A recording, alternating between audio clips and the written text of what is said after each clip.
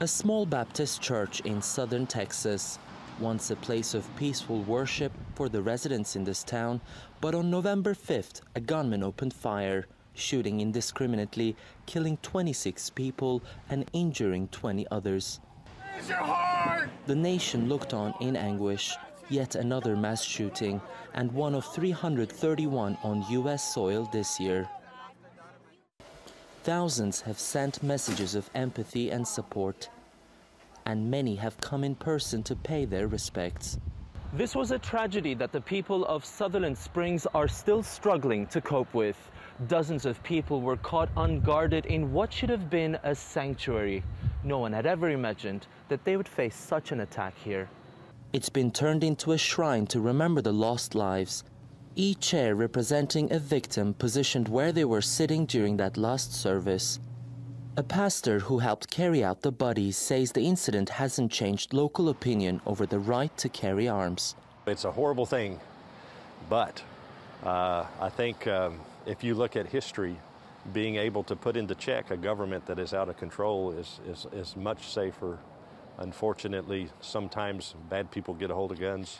It's relatively easy to acquire a gun in the U.S., especially here in Texas, including even military-style assault rifles like this one. For a few $100s, it's possible to buy this semi-auto rifle. It is sold after a short questionnaire and a basic FBI check. What scope are you going to put on it now? John Dury runs a family business, selling 10,000 guns every year to customers as young as small children who say they use them for hunting, sporting, and personal defense. If you are a convicted felon or you have some problems with it, it makes it much more difficult. It can go to the delay process, they can deny you on it.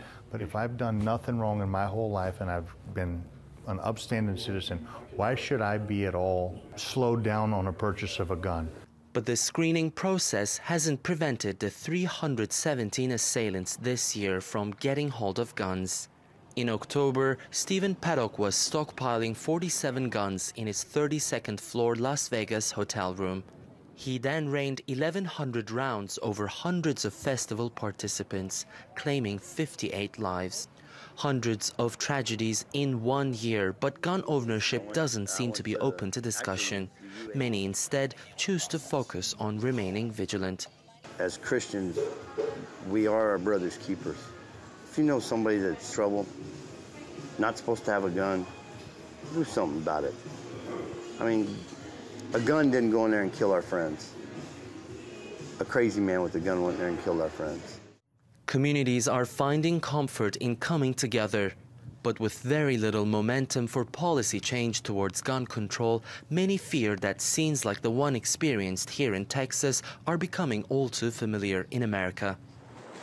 And now to discuss some of the issues surrounding gun laws here in America, I'm joined by Stasha Rhodes, who's Director of Advocacy for Guns and Crime Policy at the Center for American Progress, and also Mika Mosbaker, who's a Republican strategist as well as an advisor for Trump 2020. Now let me start with you, just after our report in Texas. I know you are from Texas and you're also part of the National Rifle Association. What is it that makes guns so important? Why do you need that independence to bear arms? It's sacred to Texans and it's sacred to those who are in the Republican Party. It's really at the heart and soul of our party. So the idea of an individual being able to use self-defense to protect themselves from harm, be it in their home or in Texas and other states where we have conceal and carry laws, is very important to those of us who believe in the right to carry guns. So I would say a couple of things. One is, I think most advocates of gun violence prevention would agree with Mika's earlier statement about the sacred right to bear arms. No one disagrees with that right at all. I think, like many rights, most Americans believe in the First Amendment, the Second Amendment, and the Third. I think gun violence prevention advocates focus on the fact that the Second Amendment isn't an unlimited right. And so it's not a right to bear arms in any way, in any manner, in any place. right? And so we want to ensure that the wrong people don't get a hold of guns because things like Sutherland Springs happen. We should really put the focus on ensuring that the individual who came to the church to do harm would not have been able to get that gun. So there are loopholes in our NICS system, in our background check system, that allowed this shooter to get a weapon and shoot 40 people at that church. And so if he had not had access to the firearm, then there would be no need for any other shooter to stop him. Well, I would agree, yes, I would agree that, for example, in Las Vegas, that this shooter fell through the cracks and was able to amass something like 41 guns. But where I would disagree is that according to statistics, we have over 265 million guns in the United States. So the horse is already out of the barn, and bad guys will always be able to get hold of a weapon. We could tighten up background checks. An independent person, like if you bought a gun from me, you don't require a background check. So there's a loophole there.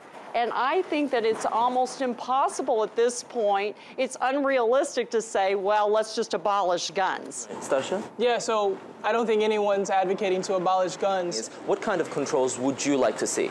Background checks for every gun sale would be absolutely important, ensuring that domestic abusers don't have access to guns. There's a strong correlation between domestic abusers and mass shootings.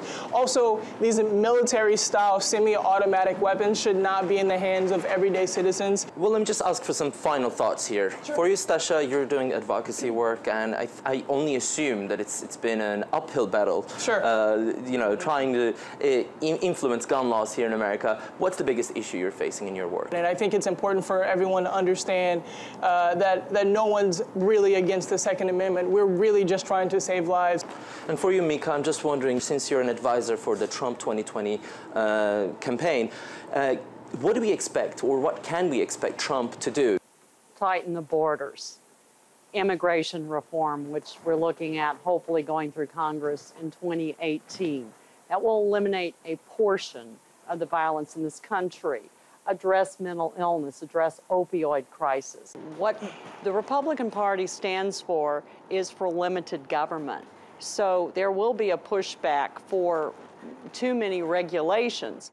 Well, thank you very much for your insight. Mika Mosbacher, who's a Republican strategist and also an advisor for Trump 2020, and Stasha Rhodes, who's Director of Advocacy for Guns and Crime Policy at the Center for American Progress. So we do agree, after all, that both sides do respect the Second Amendment and independence to bear arms, but just how much and if America can put some kind of control over their gun use here in America, it's still a question mark.